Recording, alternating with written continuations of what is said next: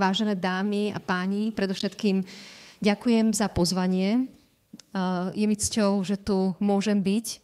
A priznám sa, že tento festival som predtým nepoznala a už spomínaný pán Laco Sigeti ma na ňo upozornil, povedal mi: Zuzana, tam musíš ísť. Tak som tu a som tu veľmi rada v tomto krásnom historickom meste.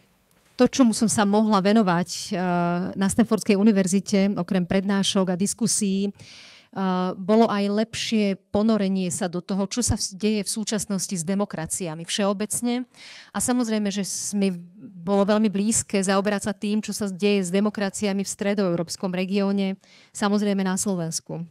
Tak väčšinu tohoto času, toho demokratizačného vývoja v postkomunistických krajinách, väčšinou tejto etapy je sprevádzaná presne opačným trendom, a to je to cúvanie demokracie, ktoré je globálnym javom.